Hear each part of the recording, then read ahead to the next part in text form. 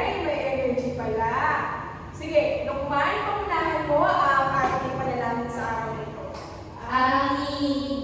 Sige, maraming salamat. Parang napapagod yata kayo, no? Dahil siguro hapon na, no? Opo, teacher. Gusto niyo bang sumayaw? Yes po, teacher. Okay. Kailangan lahat ay sasayaw, ha? Kung hindi, patatayuin ko kayo dito mag-isa at magsasayaw kayo. Naintindihan ba? Opo, teacher. Handa na ba kayo? Handa na po.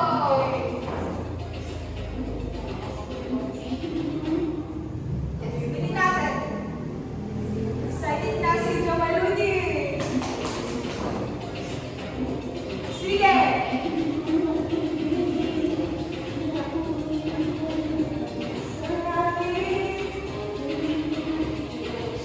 Sayaw! Sige na. Ikot.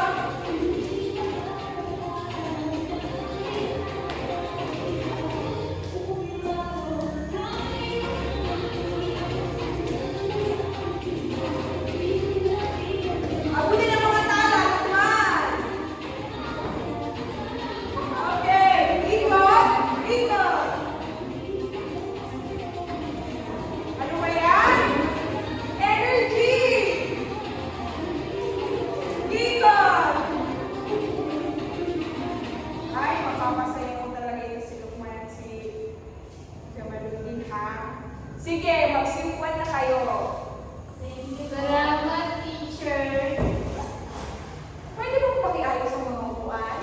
At yung mga kalat sa ilalim, di ba sinabi ko na pag papasok ako, kailangan malinis ang ating Kapaligiran. klase. Sige. Parang makalimutan niyo yata yung mga tuntunin ni teacher, no? Sige nga, ulitin natin. Ano-ano nga ang mga tuntunin ni teacher sa loob ng klase? Una, Makinig ng mabuti sa guro. nakikinig pa ng mabuti. Opo. Pangalawa, Itaas ang kamay bago magsalita. pangatlo, Huwag mag-ingay. pang-apat, Maging responsable mag-aaral. maging responsable mag-aaral. Responsable ba kayo? Opo, teacher. Bakit kaya? Ay, Hindi, tama ba yan? Oy, may basurahan sa ilalim ng Wala, upuan. teacher. Tatandaan dito ha, maging responsable means maging respeto. Kailangan bilang estudyante, alam niyo yung ginagawa niyo, naiintindihan ba? Opo, teacher. Now, sa ating attendance ngayon, tatawagin ko ang pangalan niyo at itaas ang kanang kamay at iwagayway, thank you lang. Okay? At sabihin ko nandito. Maliwanag ba? Opo, teacher. Amiron, Andito po, teacher. Andaman, Andito po. Jamaludin, Andito po. Lukman, Andito po. mahusay at lahat ay nandito. Walang lumiban, no? Wala po, teacher. Mahusay naman. Sige. May idea ba kayo kung ano ang tatalakayin natin ngayon? Wala po. Wala pa. Sige. May takdang aralin ang binigay, di ba? Opo, Hindi nga teacher. pagkasa? Tapos na po. Sige. Tatanungin ko kayo, ano ba yung pinag-aralan natin kahapon? Teacher, Ay, Jamaludin, sige. ang pinag-aralan po natin kahapon ay tungkol sa pagtugon ng hamon sa mga bayan. Pagkabansa. Pagkabansa, teacher. Very good. Alam niyo, nung hindi niyo nakalimutan, sige, maaari ng upo. Thank you, teacher. Sige, Lukman. Tatanungin kita, sino-sino ba yung mga presidente na banggit sa aralin kahapon? Si Era po, tsaka si Ramon Magsaysay. Ramon Magsaysay, sino pa? Yung babae? Si Gloria. Gloria Macapagal po. Very good. Napakahusay. Sige, maaari na lumupo. No. Bibigyan ko kayo ng motivasyon bago tayo magpatuloy sa ating aralin ngayon, okay? Opo, teacher. Now, ang motivasyon na ito, magbibigay ako, mag-flash ako ng mga picture dyan, mga pictures of pictures, at kailangan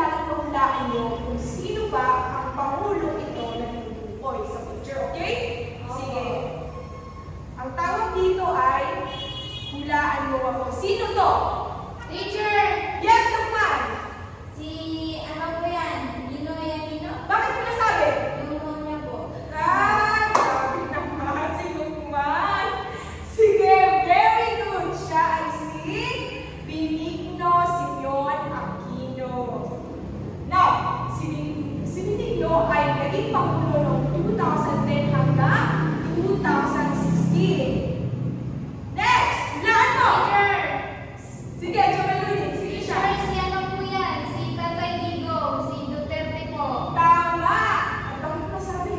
Dahil po sa ilong niya po, teacher. Yes! Ang ilong niya ay Pilipino. Pilipino.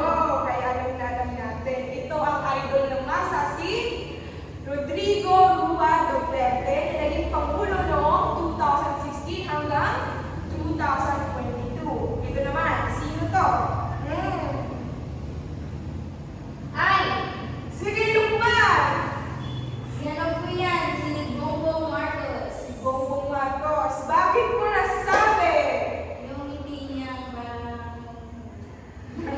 Yung ano yung dito? Okay. Patay niya! Meron ba? Okay, tama. Dahil siya ay si Presidente Bongbong Marcos Jr. na naging Pangulo noong 2022 hanggang sa pangkasalukuyan. Ito, panghuli na. Sikat na sikat ito. Sino to? Teacher! Sino yan? Naman? Si Gloria Macapagal Arroyo po. Bakit mo nasabi? Dahil po sa leg niya po, yung nagkasakit po siya nung nakulong siya. Very good na pangahusay, no? Siya ay si Gloria Macapagal Arroyo na naging Pangulo noong 2001 hanggang 2004 at na-elect ulit noong 2004 hanggang 2010. Sige. Na-enjoy niyo ba ang game natin? Opo, teacher! Nakaka-motivate ba? Opo, teacher! Dapat lang ma-motivate kayo dahil magsisimulan na tayo sa ating talakayan. Pero bago ang ating aralin ngayon, ibibigay ko muna ang mga salita na malalalim o mga salitang may malalim na kahulugan at itong mga salitang ito ay relevant sa pangyayari ngayon. Now, ang una ay ang pagpupunyagi. Basahin mo nga, Aina. Ang pagpupunyagi ay ang pagsisikap na gawin ang isang bagay na paulit-ulit at hindi sumusuko kahit na mahirap o nakakapagod. Ngayon ang tanong ko, upo ka na. May pagpupunyagi ba kayo o nagpupunyagi ba kayo? Opo, teacher! Bakit mo nasabi? Dahil po hindi po madaling mag-aral, Ay, hindi ka? sumusuko. Very good. Yan ang pagpupunyagi. At kahit sa anumang hamon, tayo ay hindi sumusuko. Ang pangalawa ay ang pagpupuslit. Now, Lukman, pakibasa nga. Pagpupuslit. Sa aralin ito, ang pagpupuslit ay tutukoy sa ilan na pag-angkat o pag-export ng mga kalakal Upang upang maiwasan. maiwasan ang pagbabayad ng buwis o duty. Very good. Alam niyo ba yan? Nung hindi pa, no? Wala pa kayong idea. Ang pagpupuslit, ito yung mga pinapasok na mga produkto sa bansa natin na hindi dumadaan sa customs, sa Bureau of Customs. Now, pag dumaan kayo sa produkto na hindi atin sa customs, ay may kalagayan ito na tax. Parang sekreto, teacher. O sikreto nila itong pinupuslit sa ating bansa para hindi sila magbayad ng buwis. Kasi malaki ang babayaran ng buwis. Which is very unfair sa ating mamamayan na nagbabayad babayad ng buwis. No? Katulad ko bilang isang guro na nagbabayad ako ng buwis, kinakatas na agad ng gobyerno ng unfair na ganung bagay para ilalamangan mo ang iyong kapwa. Now, pangatlo ay inflation o inflation. Ito ay tumutukoy sa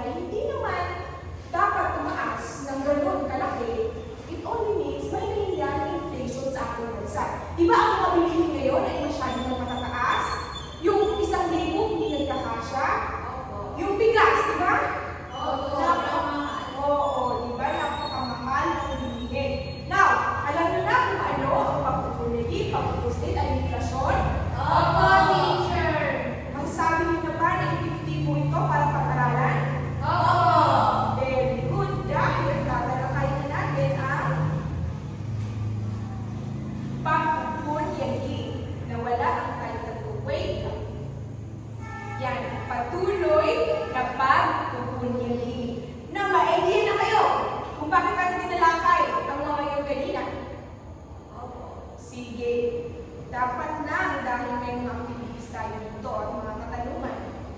Unang katanungan, paano makakatulong ang isang katulad mo sa pag-unlad ng pamumuhay sa ating bansa? Aina! Teachers, sa tingin ko po bilang estudyante pa lang mga paano ba ako makakatulong sa pag-unlad ng pamumuhay sa Okay. Sige, sagutin natin yan. teacher, sa tingin ko po is sa pamamagitan ko ng pag-aaral ko ng mabuti, kung makakapagtapos po ako ng pag-aaral ay kung ano po yung natutunan ko ay ibabahagi ko po sa mga bata na pagtuturuan ko po.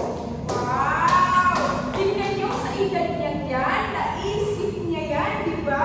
Princess pa lang yan, ha? Nakakabilib naman si Aina. Tama yung sinabi niya, no? Nung una naisip pa siya kung ano yung gagawin niya, pero mabuti na kahit sa maliit na bagay, yung tingin natin ng maliit na bagay, yun ay makakatulong at may malaking epekto at makaka-influensya, lalo na sa inyong mga mag-aaral. Ngayon, sa aralin ito, pagkatapos ng talakay na ito, ang mga layunin na ito ay ninanais na pagkatapos nito ay bilang isang estudyante, basahin nyo, Nasisiyasat ang mga programa ng pamahalaan sa pagtugon ng mga hamon sa pagkabansa ng mga Pilipino mula 2004 hanggang sa kasalukuyan. pangalawa, Nasusuri ang mga patakaran at programa ng pamahalaan tungo sa pag-unlad ng bansa. pangatlo, Naiisa-isa ang mga kontribusyon ng bawat pangulo na nakapagdulot ng sa lipunan at sa bansa. pang-apat, Nakasusulat ng maikling sanaysay tungkol sa mga patakaran ng piling pangulo at ang nito sa pag-unlad ng lipunan. Now, after this lesson, kayo mismo, maiintindihan nyo na o masabi nyo na yung mga programa noon na hanggang ngayon na tumutulong pa rin ito sa pagtugon ng hamon sa ating bansa.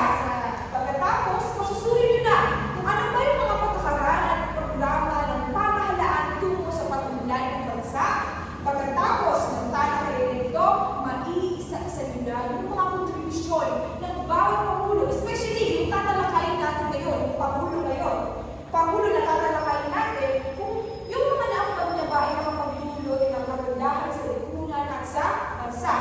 Pang-apat, pagkatapos ng aralin ito, makakasulat na kayo ng maikling sanaysay tungkol sa patakaran ng piling pangulo at ang nito sa pag-unlad ng lipunan. Ang kasunod na question ay, ang kahirapan sa pamumuhay ay matagal na at patuloy na nagiging suliranin ng ating bansa. Sa iyong palagay, malulutas ba kaya ito? Paano? Hindi nyo alam? Itong nakikita nyo sa picture, ano to? Maraming basura, teacher, sa Sa tubig, no? Ito din, ano to? makalat po, teacher, parang Pinagtagpi-tagpi na na bubong. Tama. No, ito ay parang patunay yan, may paghihirap talaga sa ating bansa at may hinaharap tayong mga hamon at suliranin. Now, sa tingin niyo ba, malulutas pa ba kaya ito? Opo, teacher. Talaga? Sige nga, paano? Paano malulutas? Tulad nitong mga lilinisin at bilang sa estudyante, magtatapos ba tayo ng basura dito? Hindi po. Very good. Hindi tayo magtatapon ng basura.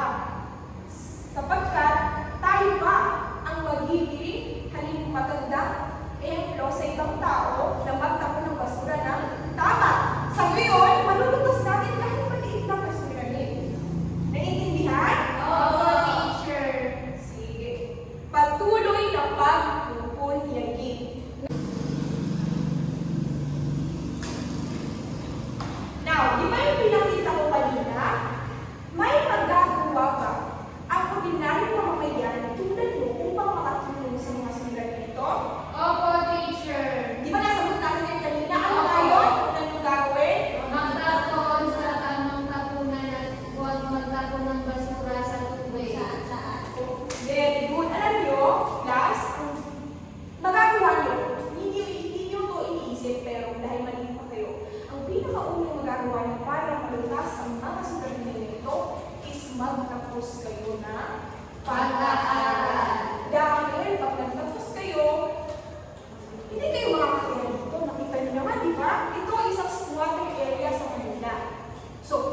Teacher, ibig sabihin mo ba yung nakatira dyan hindi nakapagtapos ng pag-aaral?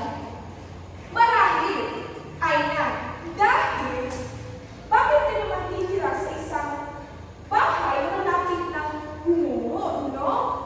Dahil kung may sapat kang income o sapat kang sweldo, makakabili ka ng matino namang bahay.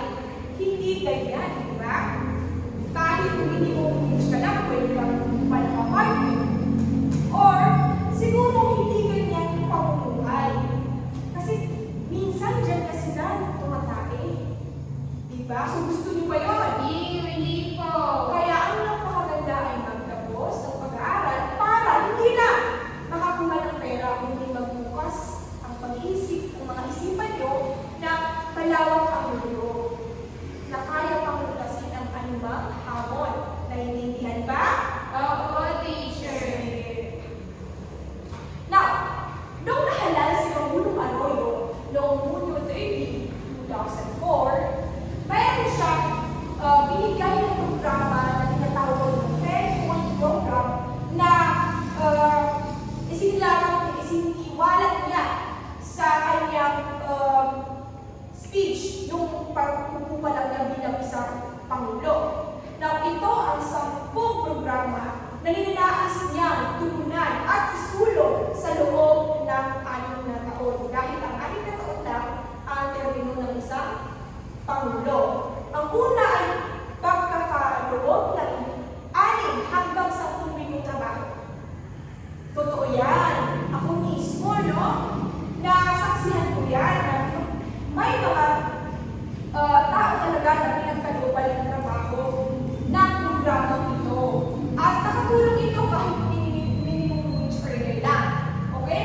Napunan yung mga pangangailangan ng ibang tao, yung pangailangan sa pang-araw-araw, napunan yun dahil sa binigay ng programa ni Pangulong Arroyo. Pangalawa, edukasyon para sa lahat. Sapat na bilang ng silid-aralan at pagkaroon ng computer sa bawat paralan. Nung elementary pa kayo, nagkakamali tayo, no? Noong mga siguro grade 2, mayroon ng subject na computer, right? Wala po, teacher. Wala ng subject na computer. Yan Wala nga. kaming computer. Yan ang problema. Dahil marahil na binigay ni Pangulong Arroyo ang programang ito ng computer sa bawat paralan, pero may mga lugar kasi na liblib na hindi kaya abutin. Okay?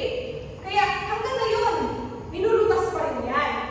Now, edukasyon para sa lahat. Totoo ba to? Opo. Totoo, kasi tayo dito, no? Hindi naman tayo nagbabayad. Hindi kayo nagbabayad ng matrikula, di ba?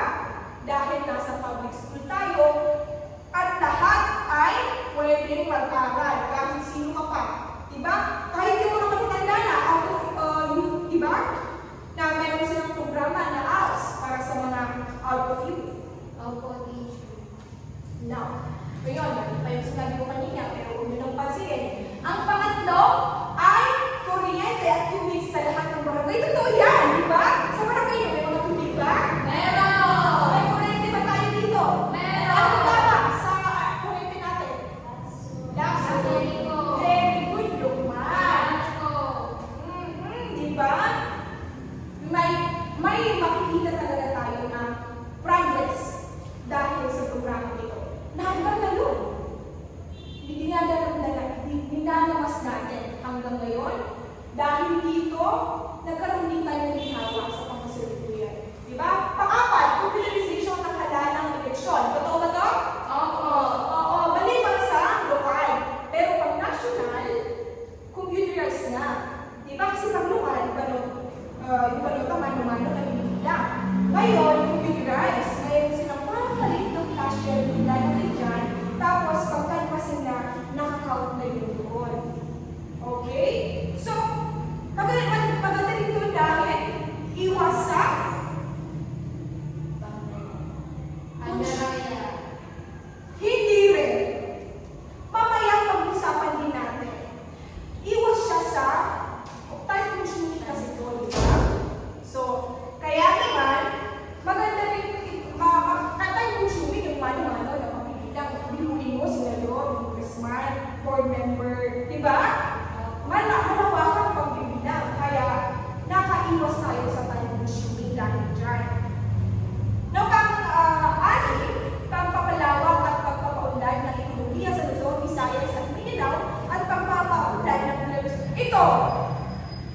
Hindi ba kayo nakapunta sa Claire? Sa Subic? Hindi. Wow, napakaganda ng airport dyan.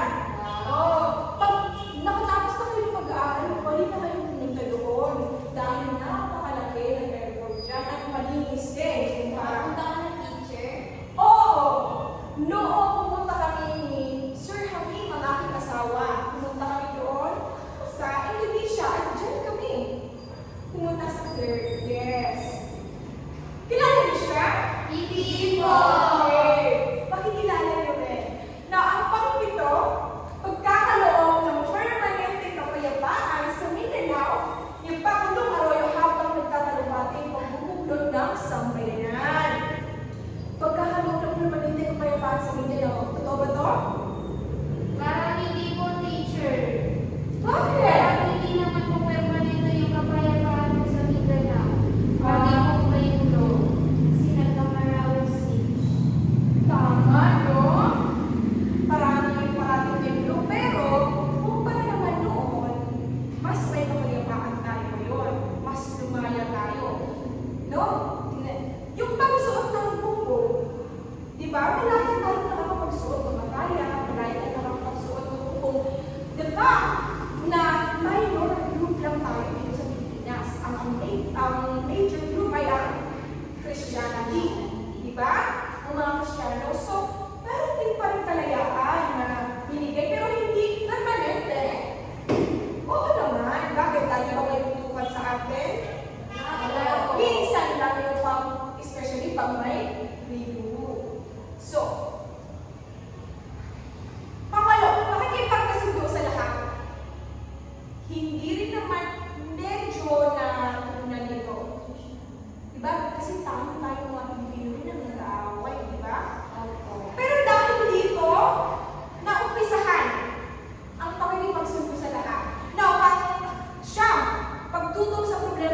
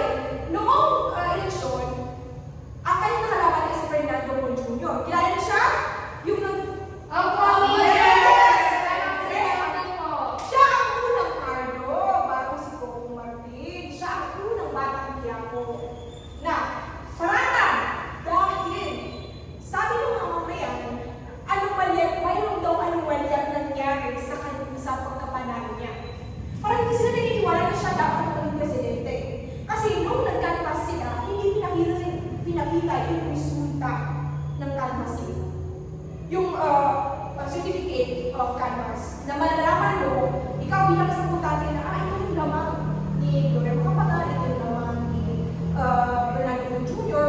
So, para sa kanila, bakit hindi pinakita? So, nag-conclude sila na may nangyaring anomalya during the canvassing of election canvassing. Diba? So, yan ang paratang nila. Dapat daw hindi siya ang maging presidente kasi para sa kanila nangyaya sa Pangulong Arroyo. Now, ito ang pinakamalaking iskandalo. Ano ang iskandalo nito? Hello, Garci. Hello, Garci. Ito ay isang tape na naglalaman ng usapan ni Gloria Macapagal at ni Comelec Commissioner Garciadiano.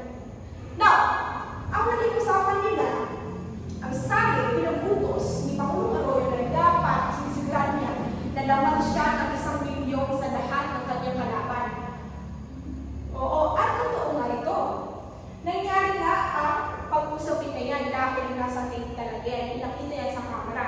So maraming tao nawalan sa kanilang tiwala. Actually, buong bansa wala ng tiwala kay Pangulong Arroyo. Now, pati yung mga kabinet niya tumiwala sa kanya.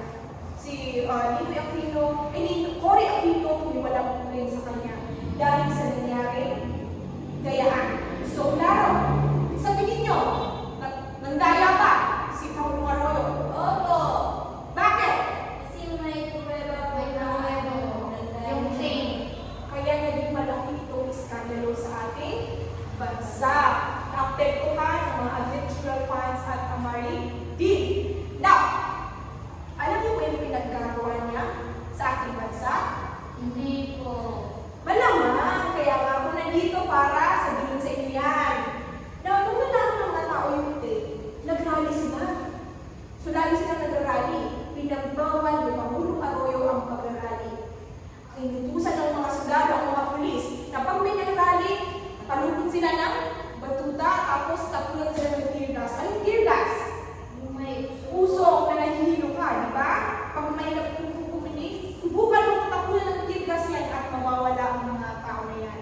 So, yun ang naging sagot ni Arroyo para tumigil sila mag-rally. Pero hindi pa rin. Hindi magpapatinag ang mga Pilipino. Dahil, pati ang mga ibang sundalo na walang at pulis na walang nagtiwala sa kanya. Now, yung ibang pulis, sinabihan niya na bawal silang tumistigo o bawal din silang magsalita tungkol sa kanya dahil walang pahintulot. So talaga, naging mahigpit si Pangulong Arroyo after na malaman yung iskandalo Hello, Garci. Now, ito na tayo sa impeachment complaints. Maraming tao ang gusto ipatalsik si Pangulong Arroyo sa kanyang pwesto. Pero wala nag-succeed. Walang nagtagumpay. Wala silang nagawa. Dahil syempre siya ang Pangulo. So alam niyo na ba kung ano yung impeachment? Hindi pa, teacher. No, ang impeachment, ito yung paalisin mo ang presidente sa kanyang pwesto. May kakayahan ng taong bayan at ang senado at ang kongreso na paalisin. Kasuhan. Dahil lumabag sa batas at may ginawang anomalya na nabag sa ating pamahalaan. Ang mga tao na pwede nang i-impeach ay ang Pangulo, Vice Pangulo, mga membro ng Korte Suprema, membro ng Constitutional Commissions at Ombudsman. Sila ang pwede i-impeach. So alam niyo na ba kung ano yung i-impeach? Opo, teacher. Ano yung impeachment? Babagain sa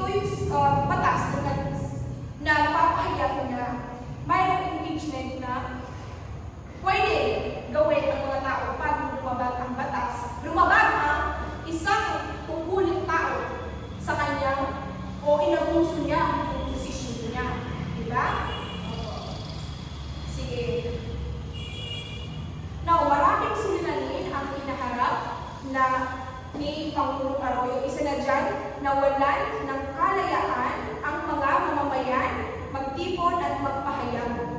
Dahil na kinontrol niya ang media, kinontrol niya ang police, kinontrol niya ang pag-arali, kinontrol niya ang lahat. Nawalan yung freedom of speech, nawala yun sa ating panahon naman. Nung dahil nakikinig siya. No? So lumala ang smuggling, yung pagpupuslit, yung sinabi ko kanina, ano yung pagpupuslit? Sikretong dinadaan ng isang produkto na walang tax. Very